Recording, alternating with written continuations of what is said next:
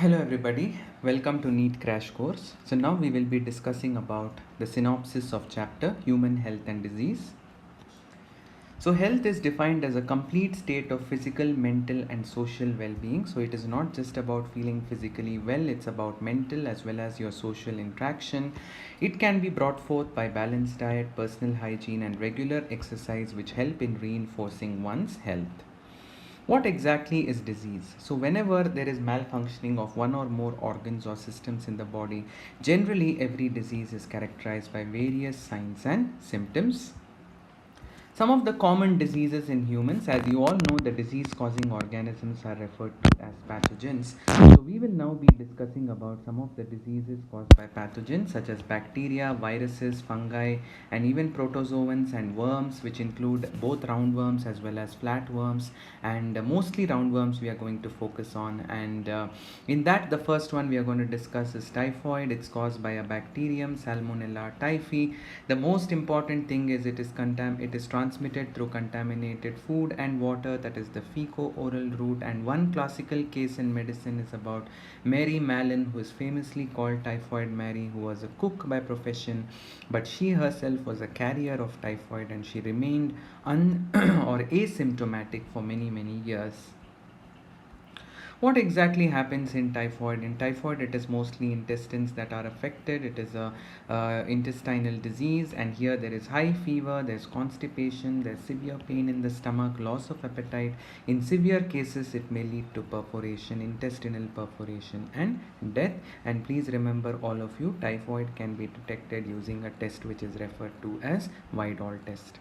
The second disease is also a bacterial disease. It is a chronic inflammation of the alveoli, and it is an infection and inflammation of specifically the lungs, that is the alveoli, as well as the bronchioles, and it is also caused by a bacteria called Streptococcus pneumoniae and Haemophilus influenzae.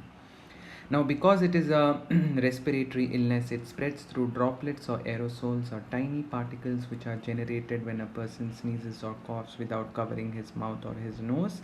And it is usually obviously through contaminated air. It can also pass through sharing glasses and utensils. And some of the common symptoms of pneumonia include severe chest pain, violent cough, headache, chills, fever. And in the last and the terminal stages, one important thing which is not mentioned here is that the alveoli get filled with fluid. So fluid filled alveoli, and because of this there is no proper gaseous exchange, as a result of which the lips and the nails of the patient will turn grayish in color. Since it is a bacterial disease, it can be treated by using antibiotics as well as some drugs which are called as sulfonamides, which are used routinely in its treatment. The next one is a viral disease. It is common cold. It is caused by a virus called rhinovirus. It is the most common and also the highly infectious human disease.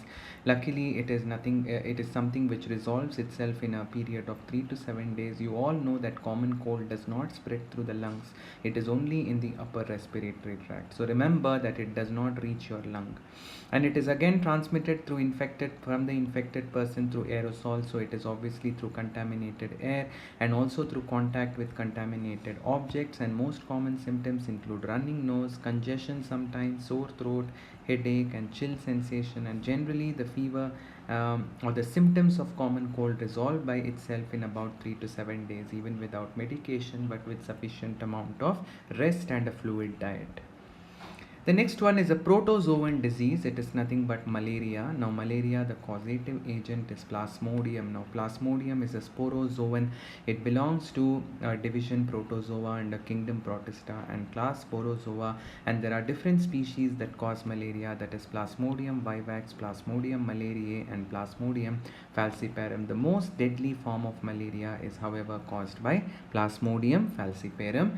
How exactly is malaria transmitted? It is transmitted by the bite of infected female Anopheles mosquito. Very important point.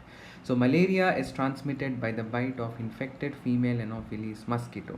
So whenever a person gets bitten by an infected female Anopheles mosquito, the parasites of the malaria, that is the infective stages, are injected into the blood. Now, some of the common symptoms include chillness and sweating. So, there is sweating and chillness, and there is paroxysms, meaning fever is not continuously present. It usually recurs every once every third day or once every fourth day. And there is enlargement of the spleen and the liver, and excessive destruction of red blood cells because the parasite completes a part of its life cycle within the red blood cells. And there are the most fatal forms I told you, that is Plasmodium falciparum, which can also attack the brain, and as a result it is also referred to as the cerebral malaria. And now the drugs which are used include quinine, chloroquinone and paludrine are some of the drugs which are used in the treatment of malaria. Control of malaria, however, it was almost eliminated by the destruction of mosquito with DDT and other insecticides. But now you know that because of constant application of DDT and insecticides, the current mosquito populations have almost become resistant to it. So we need to take precautions as to we should not allow standing water anywhere in and around our surroundings, so that is a perfect spot for the mosquitoes to breed. To prevent stagnation of water, maintaining hygiene in the surroundings are some of the most important measures to overcome malaria. So you can see how malaria completes a part of its life cycle in man and a part of its life cycle in mosquito. In man, as you can see, the first step, when the female Anopheles mosquito bites a healthy human, it inoculates the infective stages. The infective stages are called as sporozoites. The sporozoites make their way into the liver. They multiply within the liver cells. They cause rupturing of the liver cells, and then finally you can see how the parasites are entering the RBC. So whatever happens in the liver is asexual reproduction. You can see how one parasite is entering and multiple parasites are coming out of the liver cell by rupturing of the liver cell. You can imagine if the liver cells keep rupturing like this, the number of liver cells will decrease and it will cause severe ailment of the liver. It will also lead to weakness. And then you can talk about these parasites which leave the liver and now enter RBCs. Inside the RBCs also they multiply many times. They lead to the bursting of the RBC, and then the daughter parasites come out. You can imagine how the person becomes anemic when his RBCs are ruptured. Finally, after undergoing sufficient rounds of multiplication within the RBC, some of the parasites which enter the RBC, they stop dividing and they start maturing into these sexual stages. The sexual stages are called gametocytes. See, in some of the RBCs, the parasite transforms into a male gametocyte. In some of the RBCs, the parasite transforms into a female gametocyte. Notice how the male gametocyte is smaller in size and the female gametocyte is larger in size. Remember, this parasite, that is the gametocyte, is just sitting inside the RBC. It is not multiplying. Now imagine a mosquito bites such a person, such an infected person. It will take in these female and male gametocytes. It is swallowed by the mosquito. Now they reach the stomach of the mosquito. The male and the female gametocytes transform into male and female gametes, which finally undergo fertilization in the gut of the mosquito, and the zygote embeds itself in the wall of the gut of the mosquito, and there it undergoes a round of asexual reproduction to generate these spindle-shaped parasites, the infective stages called sporozoites. From the stomach, these sporozoites swim in the blood of the mosquito. They reach the salivary glands, and see how they're coming out of the salivary glands. So basically they are sitting in the salivary glands of the mosquito, and when such a mosquito which has sporozoites in its salivary gland bites a healthy human, you can see how these sporozoites are inoculated into the blood, and the same cycle repeats all over again. So please remember, the sexual cycle takes place in the mosquito. That's why mosquito is called a primary host. However, we are more economically important. We are learning it from our perspective. So in many books they consider human to be the primary host and the mosquito to be the secondary host. But generally, strictly speaking, because this parasite undergoes a sexual cycle in the mosquito is the primary host, and since it undergoes asexual cycle in the man is considered to be a secondary host. Okay. So now moving on to some of the diseases which are caused by helminth, like for example, this is not a helminth, this is again a protozoan itself. It is caused by a protozoan which is a relative of amoeba. It is called entamoeba histolytica. Remember, we studied just now the malarial parasite is also a protozoan parasite.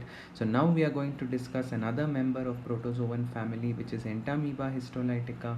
Symptoms include constipation, abdominal pain, cramps, stools with excess mucus and blood clots. Some of the classical symptoms of entamoebiasis is there is stool with excess mucus and blood clots, and generally this particular pathogenic disease is transmitted from fecal-oral route, that is if a person feeds on contaminated food or water. Sometimes houseflies can also act as mechanical carriers, because these parasitic stages, the eggs of this particular entamoeba, the cyst of the entamoeba histolytica, may get stuck onto the body of the flies, and then that's how it can be transferred onto food objects. And when a person consumes those food objects without cleaning them, or which has been exposed to these infected flies which are acting as mechanical carriers, then the cyst makes its way into his digestive system and it infects that particular person. So again, control measures include maintenance of hygiene and preventing contamination of water, fruits and vegetables and food items is one of the most important things. Maintaining hygiene in food resources is something that would go a long way in preventing the spread of amoebiasis. The next disease is helminth. This is basically a roundworm. Elephantiasis or filariasis is a disease that is caused by a nematode. Nematodes are called threadworms, and this nematode that causes elephantiasis is called Wuchereria bancrofti. There is one more species which is common in India, that is called Wuchereria malayi. So Wuchereria bancrofti and Wuchereria malayi are the two species which can cause elephantiasis or filariasis. It requires two hosts to complete its life cycle, the primary host and the secondary host. Here also the female mosquito vectors. Actually the name of the mosquito is not Anopheles. For malaria it was female Anopheles mosquito. For elephantiasis it is called Culex mosquito. So all of you must remember that the host here, that is the transmitting vector for filariasis or elephantiasis, is the female Culex mosquito, and the symptoms include gross abnormalities or deformities in the body structure. Like for example, there is a swelling of the genital organs like the scrotum and the lymphatic vessels in the lower limbs, and including, like I said, the genital organs. So overall, gross meaning overall bodily deformities are something which is a characteristic symptom of elephantiasis or filariasis. Control measure is use of anti-helminth drugs, and of course you can grow certain fishes called gambusia, which when growing in the pond or water bodies, if there are mosquito larvae in them, then these fishes can feed on them. These fishes are called larvicidal fishes. So by growing such larvicidal fishes, you can overcome you can prevent the spread or the extent to which this particular disease can spread. And then we have ascariasis, another disease that is caused by a helminth. To be very specific, the common intestinal roundworm of man. The causative agent has a scientific name of Ascaris lumbricoides. It is an endoparasite, meaning it lives inside the body in the human small intestine. So remember, it rests in the human small intestine. There are two separate organisms here, male and female. Sexes are separate in Ascaris lumbricoides. They also do exhibit a characteristic sexual dimorphism where you can distinguish between the male and the female sexes. When these worms are sitting in the intestine of man and they're obviously feeding on, they obviously cause injury to the wall of the intestine. They feed on the blood and they also feed on the nourishment. They gain nourishment from the food in the intestine that is digested by man. So because they feed on the lining of the intestine, it can lead to internal bleeding, severe muscle pain, fever, anemia due to blood loss, and of course they are sitting in the intestinal passage, so it can lead to the blockage of the intestinal passage. How is it transmitted? There is only one mode of transmission. It is again the fecal-oral route, meaning it is transmitted through contaminated food and water. And sometimes if the water that is contaminated with these cysts or the eggs of these particular worms, when they're used to water the plants, like in agriculture, if the water that is used to water the plants is not clean and if it is contaminated with sewage, then it can also transmit through vegetable and fruits. As a result, vegetable and fruits must be thoroughly washed before consuming them. Control measures involve use of anti-helminth drugs like hetrazane, piperazine, and also suggesting or creating awareness among people about hygienic practices like establishment of toilets and teaching people about various personal hygienic practices and also about the dangers of open defecation and such. So now moving on to a fungal disease. Even though the name is ringworm, don't get misled by it. It is actually a fungal disease. A ring-like structure or a patch that develops on the skin has given it the name that is called the ringworm, but actually it is a fungal disease. It is caused by three different genera of fungi called Microsporum, Trichophyton and Epidermophyton.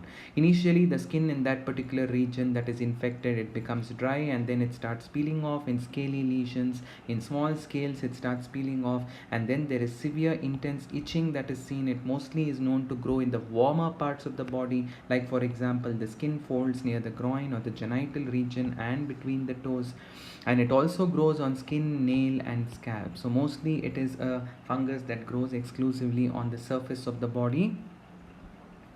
How is it transmitted? It can be transmitted through the soil, like children spend a lot of time playing in the soil, so it is common among children, and also by using towels and clothes, or even the comb of an infected individual. It may contain spores of these fungi, which may infect another healthy person when such objects are shared between people, between an infected and a healthy person. Obviously, the prevention would be to maintain personal and public hygiene, again creating awareness about maintaining public hygiene, and also use of drugs which will kill the fungi. It's a fungus, so such drugs which can destroy fungi are referred to as fungicides. So prevention of diseases we have already seen, like for example mostly in malaria and filariasis. I told you in both malaria and filariasis mosquito vectors are involved, right? In malaria we had seen that there is involvement of female Anopheles mosquito, and in filariasis I had told you there is involvement of Culex mosquito. So basically you should avoid stagnation of water. You should make sure that coolers in which water is used, you have to regularly discard the older water and replace it with new water. Otherwise there may be larvae or eggs of mosquito in the water. And then you have to regularly spray insecticides around the surroundings wherever there's excessive vegetation and there's chances of water collecting after a rainfall. And then you should make sure that there are no empty coconut shells lying around here and there, because there also water can get collected. Introducing certain fishes like Gambusia, which are larvicidal, like I told you, they feed on mosquito larvae, and growing them in the ponds can reduce the population of mosquitoes substantially. And then mosquito meshes can be put on doors and windows, and using mosquito net while you're sleeping. And there is another mosquito species other than Anopheles and Culex mosquito, which is called the Aedes mosquito, and this Aedes mosquito is known to spread some viral diseases such as chikungunya, dengue, which are very much prevalent in other parts of the country. So by controlling mosquitoes, you're not only controlling diseases like malaria and filariasis, but you're also controlling diseases like chikungunya, dengue, which are prevalent otherwise in vast stretches in our country. So now how exactly do we deal with a disease? So we have learned some of the common diseases that we had to learn here. Now how exactly is our body equipped? Now our body is equipped because our body has the ability to fight against the disease causing pathogen, and this ability that our body has in order to fight against the pathogen itself is called the immunity, and this immunity is conferred by an intricate system in our body which is referred to as an immune system, which consists of various cells and tissues and organs which work together in a synchronized manner in order to trap these pathogens in different parts of the body and to combat them and to destroy them by producing certain bioactive substances. Okay, and the branch of biology that specifically deals with the study of immune system is what is referred to as immunology.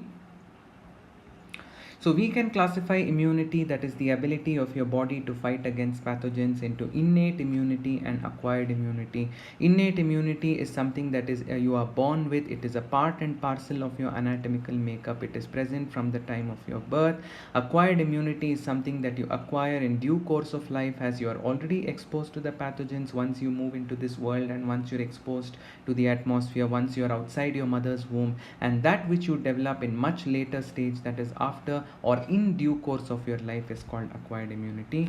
We shall discuss each one of them one by one. We shall first come to innate immunity. Innate immunity, like I said, it is something which is a part and parcel of your anatomical makeup. It is present from the time of birth. But another very important thing is innate immunity is also referred to as non-specific immunity. It is called non-specific immunity because it acts against a wide variety of pathogens.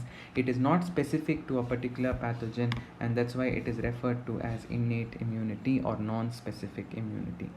So you know about the various barriers under innate immunity. You have physical barriers like skin and mucous membrane in your respiratory tract, your urinogenital tract. You have your mucous membrane in your digestive tract as well, isn't it? Then you have physiological barriers like you have secretions. The secretions constitute the physiological barriers, like you have acid in your stomach, saliva in your mouth, as well as tears which contain bactericidal enzymes which are called lysozymes, which destroy the cell wall of the bacteria, and therefore they can kill the bacteria and they prevent the proliferation or colonizing of bacteria in these parts of your body. Even your sweat, for that matter, contains is usually helping you to overcome to destroy bacterial populations on your skin. Even your oil gland, the sebum secreted by the sebaceous gland, for that matter, all of these are secretions which prevent the growth of microorganisms, or they prevent the microbes from colonizing your body, and they are called physiological barriers. Then we have cellular barriers like we have WBCs, leukocytes. You know that the most prominent WBCs are, which make up about 60 to 65% of WBCs, are granulocytes called neutrophils, which are phagocytic, and then you know monocytes, which account for 6 to 8% of your WBCs, which have kidney shaped nucleus. However, when these monocytes migrate to your tissue spaces, they modify themselves into massive phagocytes, which are referred to as macrophages. So they are also involved in phagocytosis. In phagocytosis, you know what happens. If there is a germ, this particular cell will engulf, will swallow that germ and will destroy it. So this process is referred to as phagocytosis.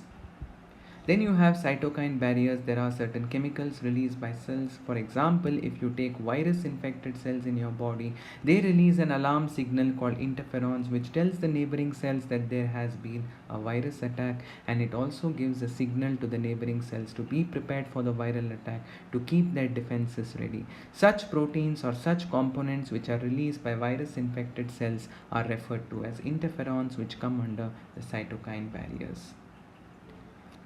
Then we have acquired immunity. Like I told you, acquired immunity is something which is not there from the time of birth, and acquired immunity is also called specific immunity. Now, for example, as a child you have suffered from chicken pox. As an adult you will be less susceptible to chicken pox, but you will not be less susceptible to some other disease. If you suffered from chicken pox once, you will be less susceptible to that particular disease, because it is a specific response. And the first time you suffered from chickenpox, it was a full-blown condition. The second time you contract chickenpox, you may absolutely have no symptoms, or the symptoms may be very, very low. And this happens because your body has acquired a memory, and it has acquired a new immunity after you were exposed to the pathogen. So this kind of immunity is brought forth only when you expose yourself to the pathogen. I told you the first time you experience chickenpox, the response is very, very slow. This is called primary response. That means you suffer a lot for the first time. But however, the second time you have chickenpox, it's a very quick response. It is called the secondary or the anamnestic response. Remember, the property of having memory is called anamnestic. Amnesia is to forget, anamnesia is to remember. And there are special cells involved in acquired immunity called B lymphocytes and T lymphocytes. Please remember that B lymphocytes and T lymphocytes are a class of A granulocytes, and B lymphocytes and T lymphocytes, which together make up about 20 to 25% of your WBC count, and both these cells are actively involved in acquired immunity. Now, there are two types of acquired immunity. One is called antibody mediated acquired immunity, and the other one is called cell mediated acquired immunity. Antibody mediated acquired immunity is also called humoral immunity. Now, why is it called humoral immunity? Humor means body fluids, and in all your body fluids, say for example like the mucus that is lining the respiratory tract, the urinogenital and the digestive tract, and say for example the mother's milk, which is also a body fluid, and say for example your lymph, which is a body fluid. All these body fluids contain in them certain active components called antibodies, and because they are found predominantly in the body fluids, and because they confer some kind of immunity to you against pathogens, we call This immunity mediated by antibodies that are located in your body fluid as humoral immunity. And then you have certain cells which are circulating in your lymphatic system, which are like we just now mentioned. There are T cells, there are B cells, and those are referred to as the cell mediated immunity. So like I said, wherever there is involvement of these glycoproteins called antibodies which are circulating in the body fluids, then we call this kind of acquired immunity as antibody mediated immunity, or to be more precise, because these antibodies are found circulating in your body fluids, we call this type of acquired immunity also as humoral immunity. So humoral immunity, like I mentioned, is also called antibody mediated immune system, and I told you that it usually consists of antibodies which are mostly found in your body fluids or humors. Okay, it also helps in fighting against viral infections, and it also helps in fighting against bacterial infections. It participates in immediate hypersensitivity. Immediate hypersensitivity means very quickly you express allergy to certain substances. That kind of an allergic response is called immediate hypersensitivity. There are also cases where an antibody goes and binds to a body's own antigen or a own cell, that is called autoimmune disease, where you're not supposed to, your immune system is not supposed to destroy your own cells, but there are cases where your antibodies go and bind to antigens on your own cell, and that is called autoimmune diseases. And most importantly, humoral immunity is a major defense against bacterial infections in your body. And then when antibodies on the B cell surface, basically there are cells circulating in your lymphatic system and also present in your lymph node that are called B cells. These B cells are nothing but the B lymphocytes.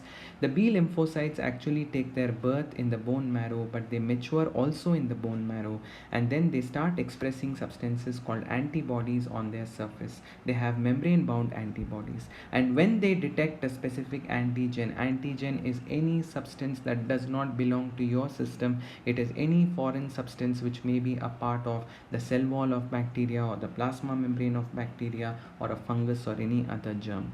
The moment the antibodies on your B cells detect an antigen in the system by binding to them, then we can say that the B cell has now become activated. It divides itself into many daughter B cells by clonal propagation, a process called clonal propagation. It produces B cells and it produces more and more memory B cells, and this phenomenon is called clonal selection.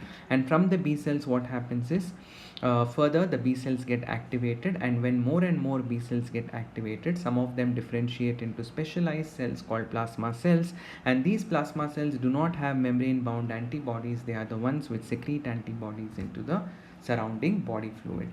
Then supposing you have you are infected by the same antigen a second time around, then quickly the action has to be set in, and that is because there are already cells from the previous infection that are stored in your body which retain the memory of the previous antigen, and they are referred to as the memory B cells. So you know the H2L2 structure of antibody molecule. It is called H2L2 because there are two heavy chains and two light chains. As you can see, the longer chains in the center represent the heavy chains, the shorter chains represent the light chains. Notice how the light chains are colored the same on the end. The yellow regions represent the regions where the amino acid sequences keep changing. These regions are referred to as the variable regions. It is yellow in the case of light chain and blue in the case of the heavy chain, and the red regions in the case of the light chain and the orange regions in the case of heavy chain. They have the same amino acid sequence in all antibodies, and therefore they are referred to as the constant regions. So remember, orange and red are constant regions, whereas yellow and blue are variable regions. Notice that in the variable regions you can find clefts like this, or depressions in both the heavy chain as well as in the light chain, and these clefts or depressions allow antigens to bind over there. So these are referred to as the antigen binding site. The antigen binding sites have also been given an alternate name. They are also referred to as paratope. So there are two paratopes in the forked portion. So the Y portion, so it resembles an alphabet Y, as you can see. This is the stalked portion and this is the forked portion. Now at the forked ends of these antibody molecule, you have two regions where antibody can bind to an antigen, and these regions are referred to as antigen binding site, or they are referred to as paratopes. And notice how these disulfide bridges between cysteine residues are the ones which are holding these antibody molecules together in place. Cell-mediated immunity, it involves both B lymphocytes and T lymphocytes. Mostly it involves T lymphocytes. As you all are aware, these lymphocytes, that is both B and T lymphocytes, take their origin in the bone marrow. But please remember, the B lymphocytes also mature in the bone marrow, but the T lymphocytes undergo maturation in a special organ called thymus. And the process of production of these cells in the bone marrow is referred to as hematopoiesis or hemopoiesis.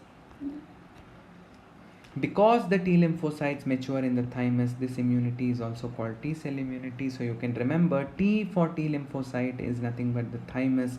Now why is it named after thymus? Because the T lymphocytes, like I said, they are born in the bone marrow, but once they are born in the bone marrow, they are sent to the thymus where they mature into the mature T lymphocytes, and they have special receptors on their surface called the TCRs or the T cell receptors. And they basically, whenever a T cell gets activated, an activated T cell, which is in the presence of an antigen, it divides and multiplies in order to produce a population of T cells called effector T cells, which also include regulatory T cells. The effector T cells are the ones which may have a specific function to do. See some of the effector T cells here. If a T cell has a function of helping the B cell to produce antibody, it is called helper T cell or inducer T cell. If a T cell has the function of killing a virus infected cell or killing a cancerous cell, it is called a cytotoxic T cell or killer cell. If a T cell has the function of just maintaining memory of the previous infection and staying there in your immune system and springing into action if the same antigen attacks you again, it is called memory or primed cells. And if the T cell is involved in suppressing the immune system after the immune reaction has been carried out, then it is called suppressor T cell or regulatory T cell.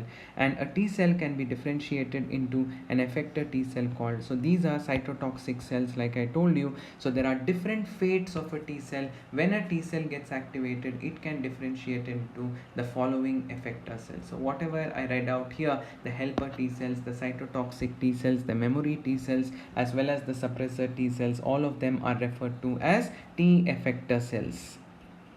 Active immunity. Active immunity is what we discussed. You suffer from chicken pox for the first time, and the second time you are immune to it. For this, you had to suffer from chicken pox. Your body had to make antibodies. This kind of immunity, where the body actively produces antibodies against the antigen, is referred to as active immunity.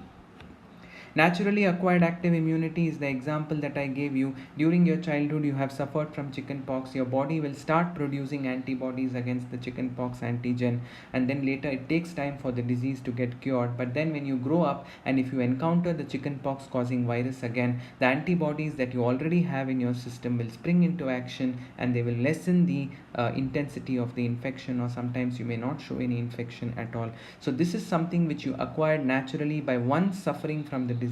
That's why it's referred to as naturally active immunity.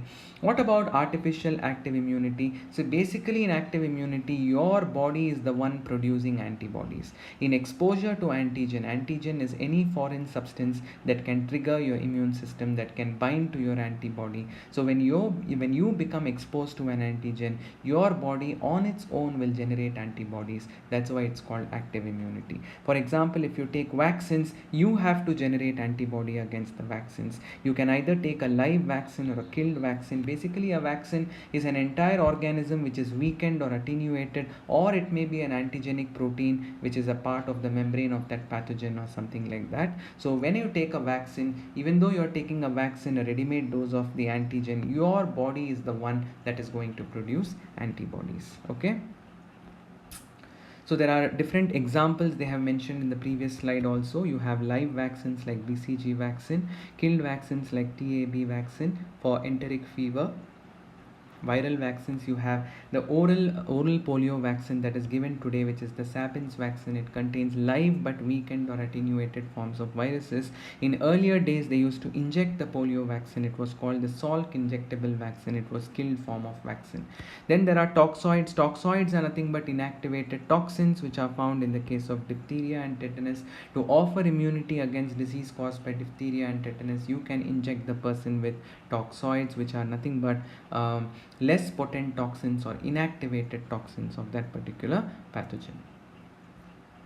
Passive immunity is where you are given a ready-made dose of antibody. Passive means you do not make antibodies on your own. If a child receives the passive immunity through its mother's milk, it is called naturally acquired passive immunity, because naturally the child after being born is being breastfed, and the mother's milk, which is very very rich in antibodies, is given to the child, and as a result this initial milk of the mother that contains a lot of antibodies and nutrients in it is referred to as colostrum. It has a secretory antibody in the milk which is referred to as IgA. Since the child is getting a ready-made supplement of antibodies from the mother, it is a case of passive immunity. Remember, in passive immunity, you are not making antibodies, you are getting a ready-made dose of antibodies. It is natural if it goes from the mother to the fetus, like we just discussed. Even in the placental stage, antibodies can cross through them, or after the baby is born, when the mother feeds the baby with cholesterol, she can give a supplement of antibodies, that is mostly IgA antibodies. And then you have another antibody that is called IgG antibody, and this IgG antibody has the ability to cross the placenta and reach the developing embryo. Artificial passive immunity is where you're getting a ready-made dose of antibodies, not naturally. Like for example, if a person, it is in the form of hyperimmune sera. They are trying to do this for coronavirus therapy as well. You must have heard of plasma therapy.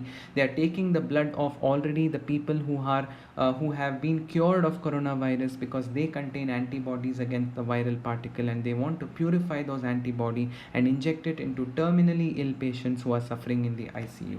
So the same way you can prepare a hyperimmune sera, and then for example you can prepare anti-tetanus serum which contains antibodies against the tetanus causing bacteria or the tetanus toxoid, and say for example a person is bitten by the snake, a venomous snake, then you can inject a ready-made dose of antibodies against the venom into the person to save his life. Okay.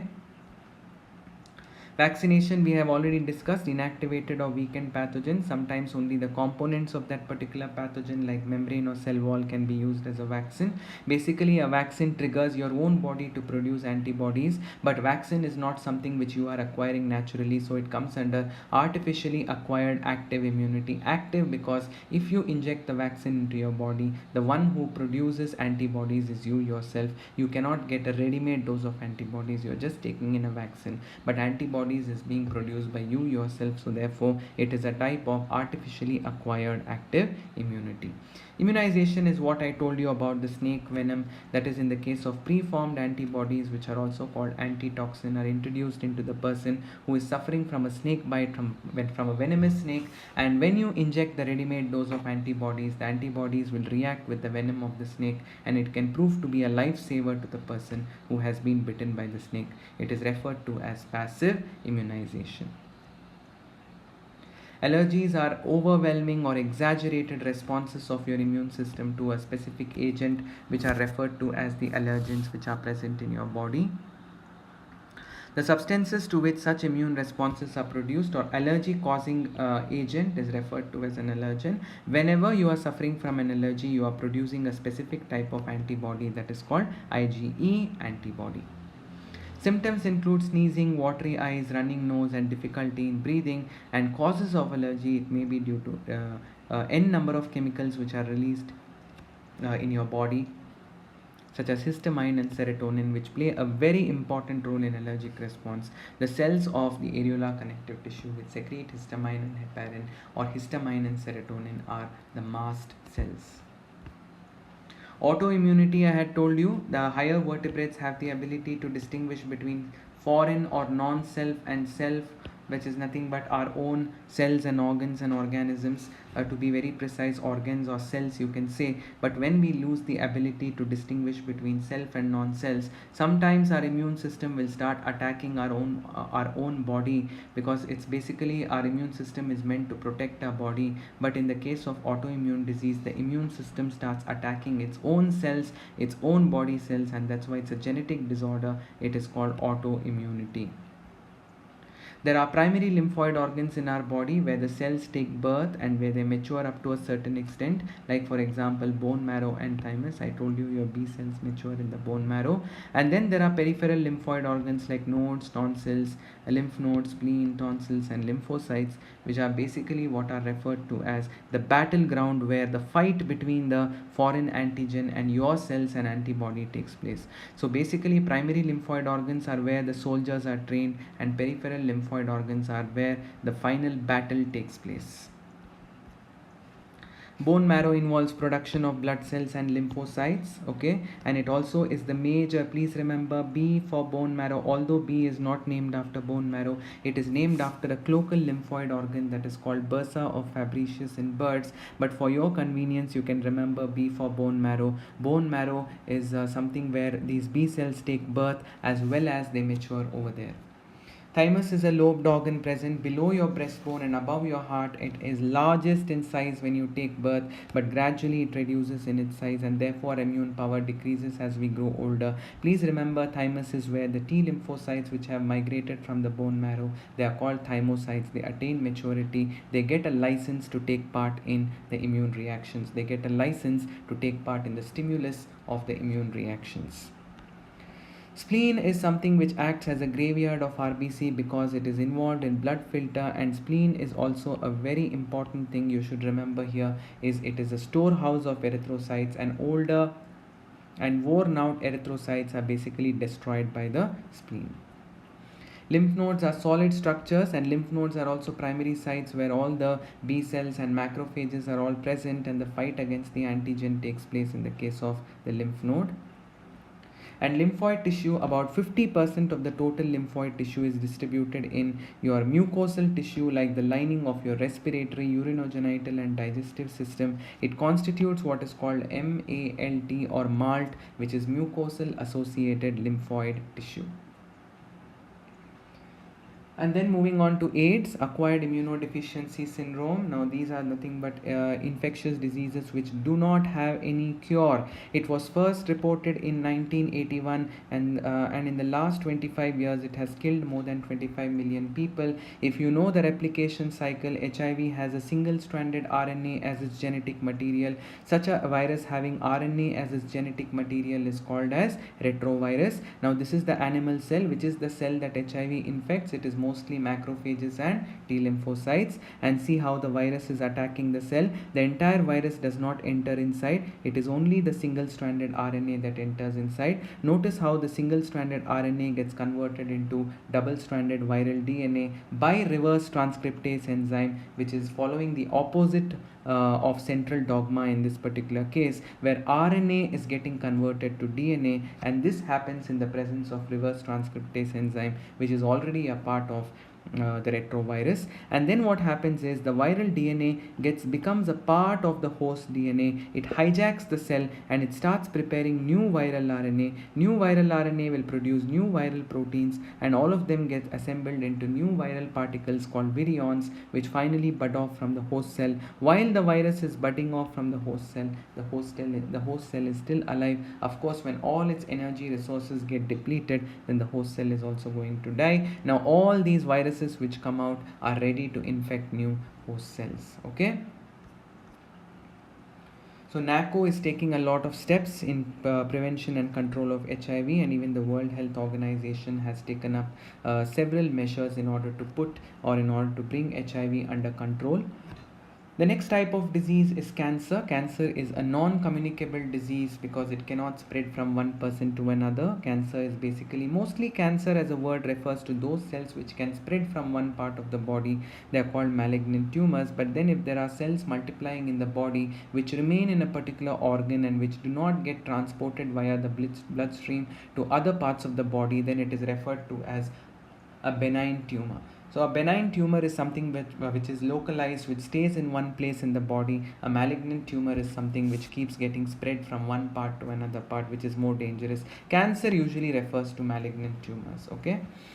And here I would like to say that, like I said, the malignant tumor is the one that starts moving and it starts damaging the surrounding tissues. And this spread of the malignant tumor, where the cells get slugged off and they get transported to the distant parts via the bloodstream, it is referred to as metastasis.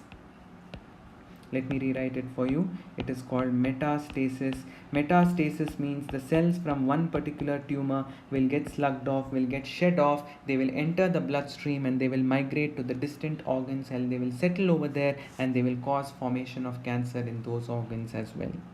So you know that in benign tumors are localized, in malignant they start spreading. And benign tumors, if early detected or even in the later stages, depending upon which vital organ it has developed in, it can be surgically removed. But malignant tumors cannot be removed surgically. Benign tumors are most cases harmless, depending again on the location in which they have formed. And mostly malignant tumors, they cannot be removed surgically. Of course, if it is detected in an early stage and the spread is very less, it can be removed in the one or two organs, but generally treatment needs to be given in the form of chemotherapy and radiotherapy to destroy all the malignant cells in different organs of the body.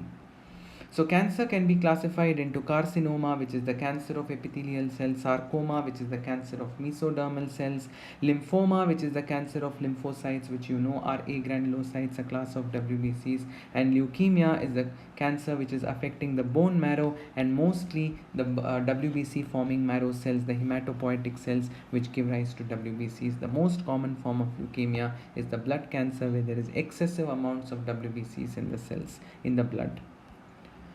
Cancer cells show neoplasia. Neoplasia means uncontrolled division, and they also are undifferentiated. They are anaplastic, and then you can say cancer cells show abnormal chromosomal complement. They have aneuploidy, they have extra chromosome or one chromosome less, so their chromosomal number is not stable. Cancer cells don't get adhered onto each other very easily to form a single sheet. That's why they always grow in the form of lump, in the form of tumors. They lack contact inhibition, so when they come in contact with the neighboring cells, they don't know that it is time for them to stop dividing. They keep dividing and keep dividing, and that's how they give rise to a lump of tissue called the tumor.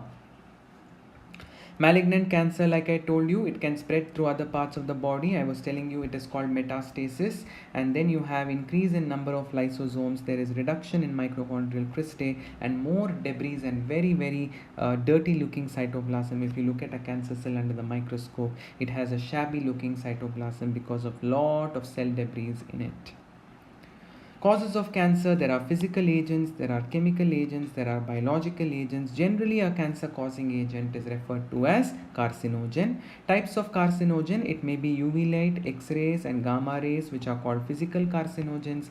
Chemical carcinogens like soot, tar, cigarette smoke, mustard gas, arsenic, etc. There are certain viruses which can cause cancer. Such viruses are called oncogenic viruses, or simply called as oncoviruses. They have specific genes in them which, when get incorporated into the host cell, they can convert or transform a host cell from normal to cancerous tissue, and these genes are referred to as the viral oncogenes. Several other genes which are already there in our body cells, called cellular oncogenes or proto-oncogenes, have been identified. When they are in their normal version, they don't cause cancer, but if they get mutated, then the cell will lose control over cell division. So that's why these are called cellular oncogenes, because these are present in each and every cell of our body. They have nothing to do with virus. If these cellular oncogenes or proto-oncogenes are modified in their structure because of mutation, then they can become oncogenic and they can direct the cancerous growth of the cell.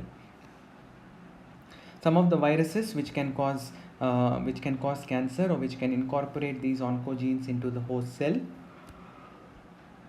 you have polyoma virus and you have Rous sarcoma virus. Cancer detection. So how do you detect cancer? By biopsy, and once you take surgically, they remove a particular organ or a tissue which exhibits cancer. After that, it is sent to the lab, a histopathological lab, where thin slices of the section are taken. They are stained, they are observed under the microscope, and a histopathologist will have a trained eye where, by just looking at the cell, he can tell whether the cell arrangement in the tissue after staining them is normal, or if there is something abnormal in the case of the cells. Sometimes if you take cell counts in the blood, you can detect the number or the cases of leukemia, because there are excessively large number of WBCs in the case of leukemia. Okay, I told you about biopsy already. A piece of the suspected tissue is taken, thin slices or sections are taken, they are stained and examined under the microscope, and to the trained eye of a pathologist, he can easily say which is cancerous and which is normal. Techniques such as computed tomography, that is a CAT scan, computerized automated tomography, or magnetic resonance imaging or MRI can be used. Like I told you, computerized automated tomography uses X-rays, and strong magnetic fields are used in the case of MRI, and non-ionizing radiations can also be used in order to detect which part of the body has a cancerous outgrowth or a tumor in it. Treatment involves surgery, giving drugs, that is called chemotherapy, and boosting the person's immune system by giving certain biological response modifiers like interferons, and also by giving a strong dose of radiation to destroy the cancer cells through specialized equipment called radiation therapy. And then, like I said, they're irradiated without causing harm to the normal tissues. Now, there are special devices available where you can focus the beam of the radioactive radiation only onto the cancerous tissue, and the normal healthy tissues will not be affected at all. Okay. Immunotherapy, like I told you, injecting certain biological response modifiers like alpha interferons will boost one person's immune system in order to destroy the tumor by itself. And then moving on to the next concept, that is drug abuse. And drugs, although it is continued in the same slide, drugs is a separate heading. They are called narcotics because they have a numbing effect on the body. Because they have a benumbing effect on the body, they are called narcotics. Mostly they are chemicals which depress the activity of the central nervous system. Drug abuse is when the drug is taken for any other purpose other than clinical use. So usually drugs in very smaller doses can also be used in clinical practice to treat certain ailments. But of course, if a person is consuming drugs without prescription and in a very erratic and in a very erratic manner, then obviously it is referred to as a drug abuse. It can impair physical, physiological, psychological function, and this is referred to as drug abuse.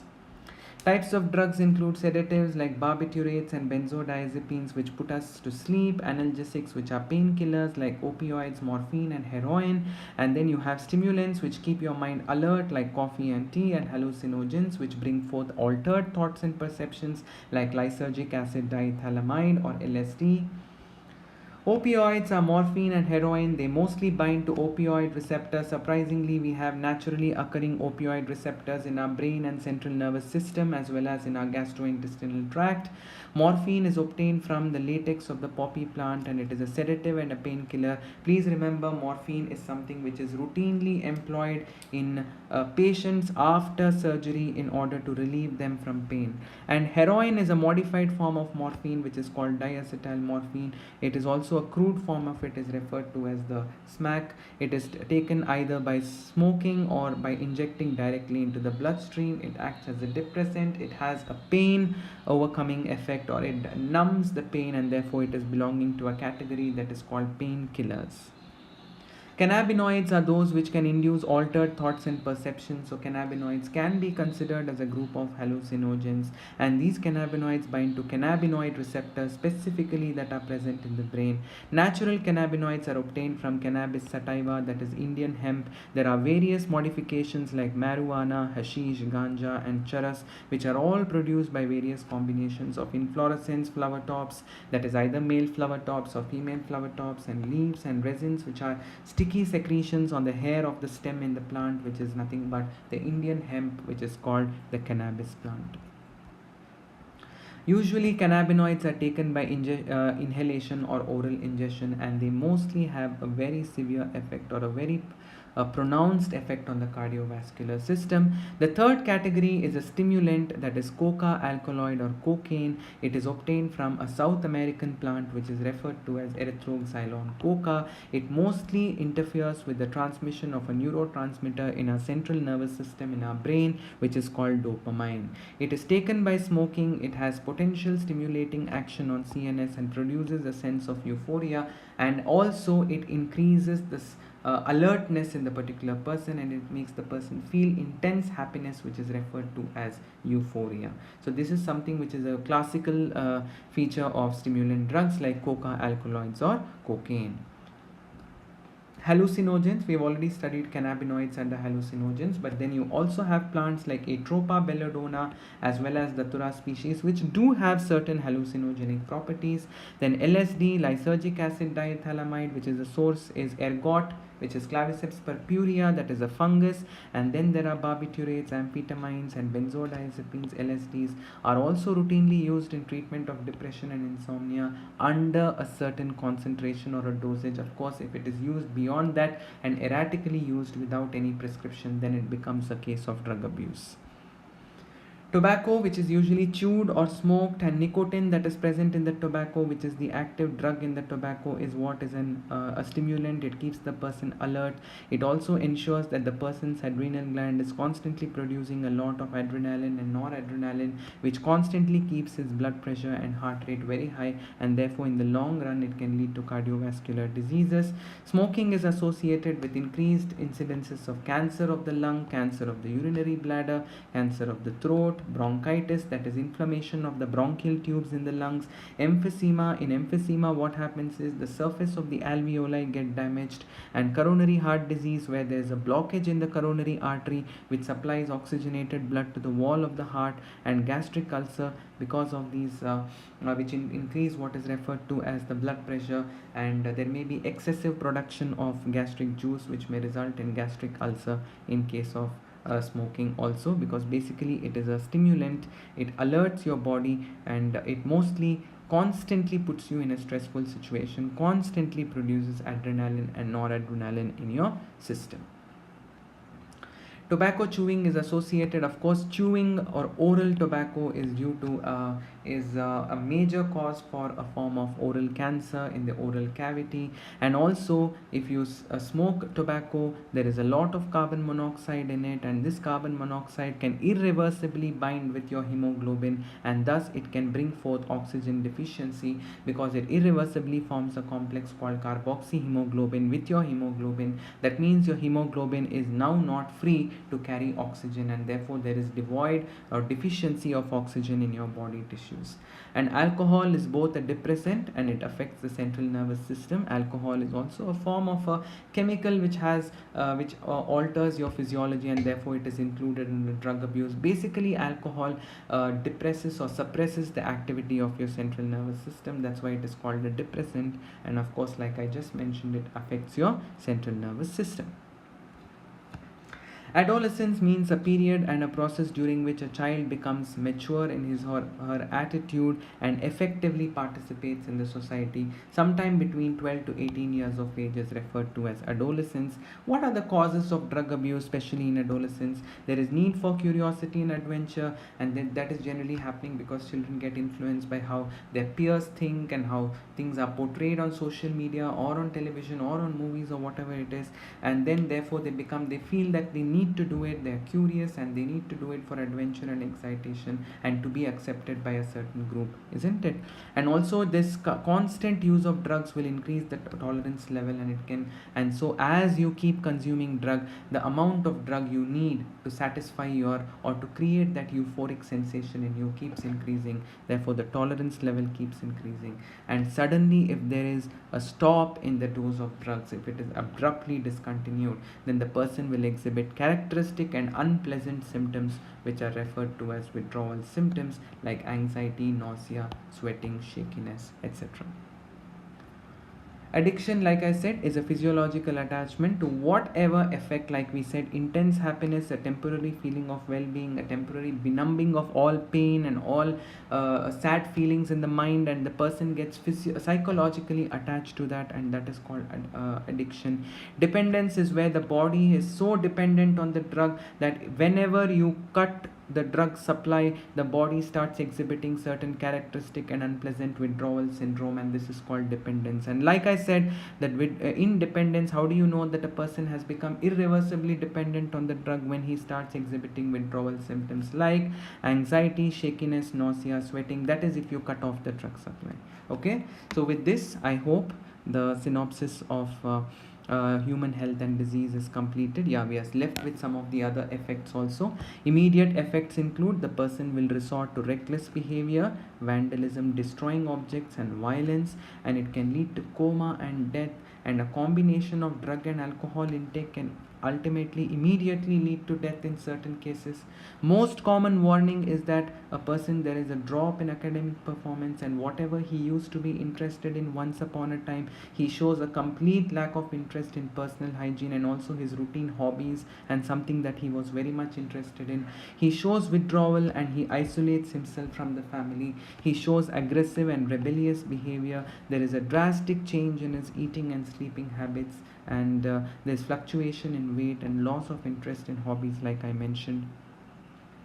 And when a drug is taken intravenously, because intravenous drug abusers, they may be infected with certain sexual transmitted diseases, and these needles are shared between people. They are not sterilized while they are being used. It can lead to the spread of certain diseases like AIDS and hepatitis. Chronic use of drugs and alcohol can lead to permanent and irreversible damage to both the central nervous system and the liver. And use of bodybuilding drugs, which have an anabolic effect on carbohydrate, protein and fat synthesis in your body, called anabolic steroids, can have a lot of side effects, especially in females. It could lead to formation of hair on the body, development of masculine characteristics, mood swings, excessive hair growth, like I said, the voice becomes deeper, increased aggressiveness, abnormal menstrual cycle, and enlargement of the clitoris. Anabolic steroids are also employed by male sports persons. They're misused by males also, and that can lead to acne, depression, decreased sperm count, premature baldness, and there could be certain feminine characteristics like gynecomastia or enlarged breasts, increased aggressiveness, reduction in the size of the testicle, potential for kidney and liver dysfunction, and enlargement of the prostate glands. Prevention and control is education. You have to keep the teenagers aware about what is right and what is wrong, and you should not fall prey to peer pressure. You should not fall prey to following blindly what others say is good for you. Adolescents should be properly educated, and they should have proper counseling whenever they experience failures in life. They should know how to accept failures and move on, and they should make disappointments a part of life as a learning experience and not something which is the end of life, isn't it? And they have to sort out their own problems and vent their feelings of anxiety and guilt. They should have somebody to talk to, like their parents or teachers, and they should always seek help from their close ones and trusted friends. You should look for danger signs in your friends, because if there's any change or a shift in the behavior, then you could reach out to that particular person. Ultimate and the most important thing is, once you have identified the danger signs, you have to seek proper professional and medical help. Highly qualified psychologists and psychiatrists are there today, and there are a lot of de-addiction and rehabilitation program. Most importantly, in our country, there's a stigma attached to it that if a person visits a de-addiction center or a rehabilitation program, or just visits a psychiatrist clinic, then he will be labeled as a lunatic. So this has to be overcome. The social stigma associated with it needs to be combated. So that completes the synopsis of human health and disease.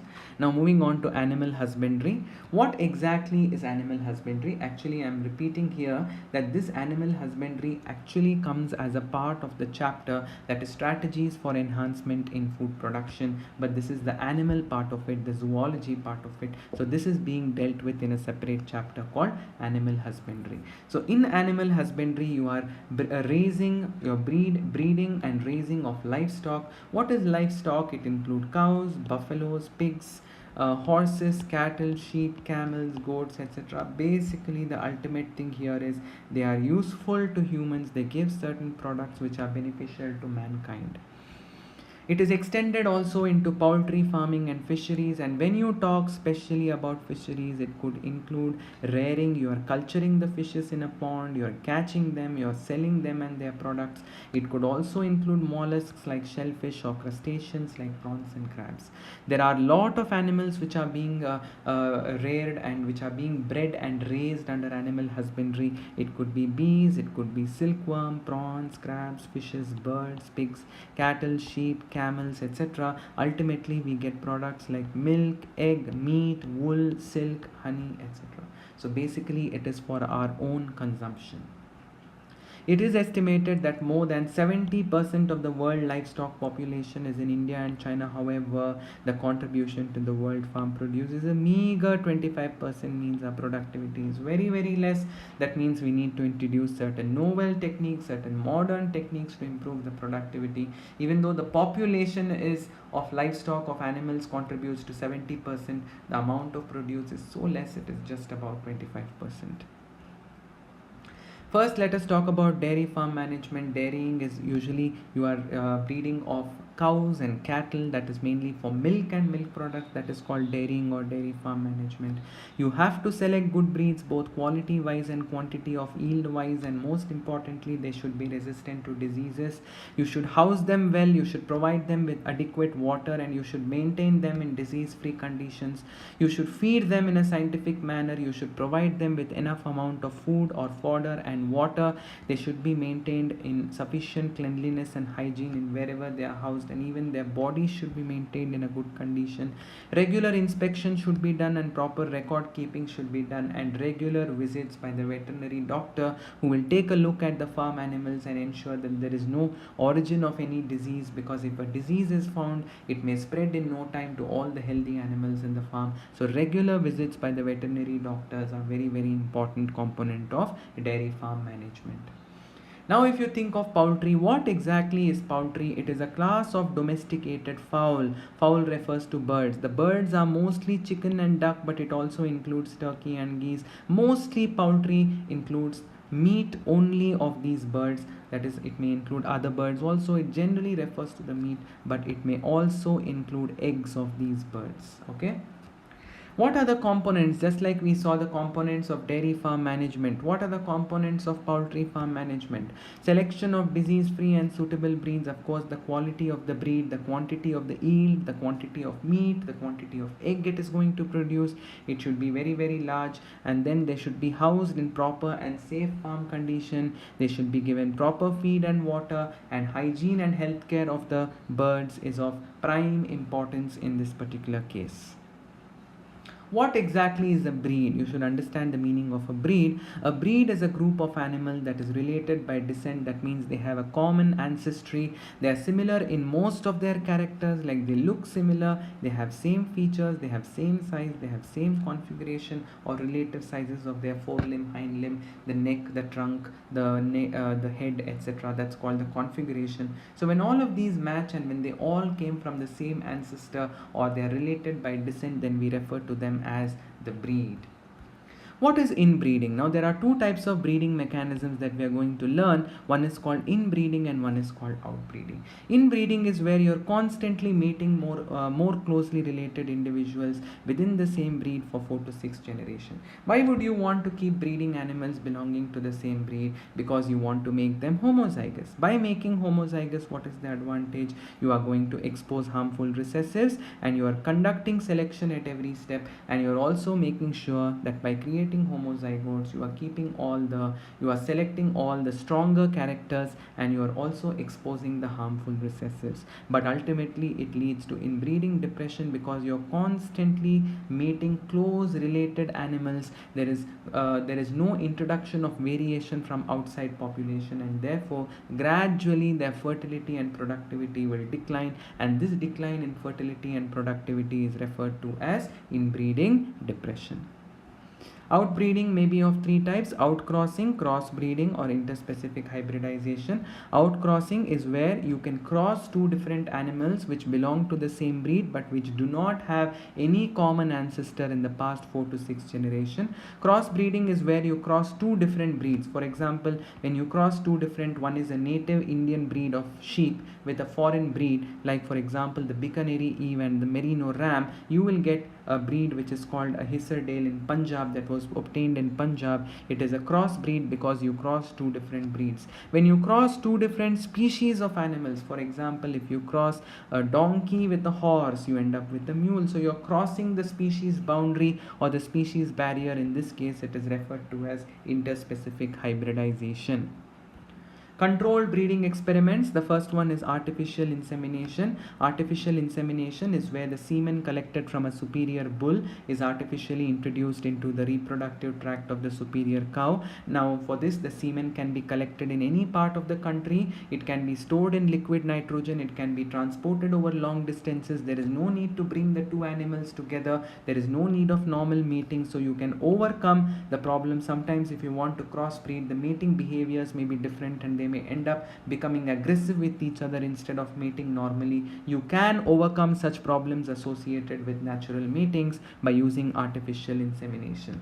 And then you have multiple ovulation and embryo transfer, MOET. Now this is again to ensure that you are getting a hybrid, because sometimes artificial insemination may not be a success. What if the sperm doesn't fuse with the egg? You have introduced the semen inside the reproductive tract. What if fertilization does not take place? So to increase the chances of obtaining a hybrid, you can carry out multiple ovulation and embryo transfer, in which a single cow, by injecting a hormone with an FSH-like activity, is induced to produce 6 to 8 eggs. That's why it is called multiple ovulation. Normally the cow produces one egg, but now by injecting a hormone with FSH-like activity, you are triggering the cow's ovaries to make 6 to 8 eggs. So in one go, the ovaries are producing 6 to 8 eggs, and then what you do is you inseminate these 6 to 8 eggs with the semen from a superior bull, either by artificial insemination, or you mate the cow with a superior bull. So now what happens is fertilization takes place, and inside the womb of this cow you now have 6 to 8 embryos. You are allowing the embryos to grow up to 8 to 32 cell stage. Once the embryo grows up to 8 to 32 cell stage, non-surgically you will scoop out these embryos and you will transfer them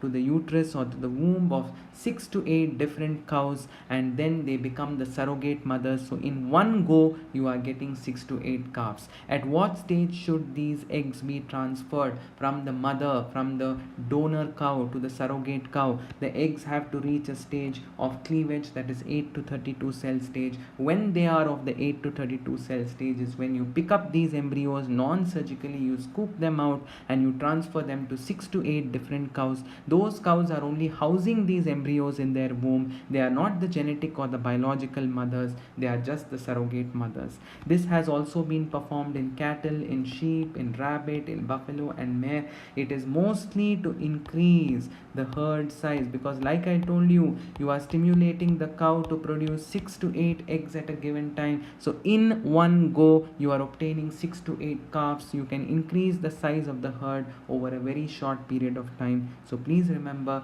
there is the concept of surrogacy in this particular multiple ovulation and embryo transfer.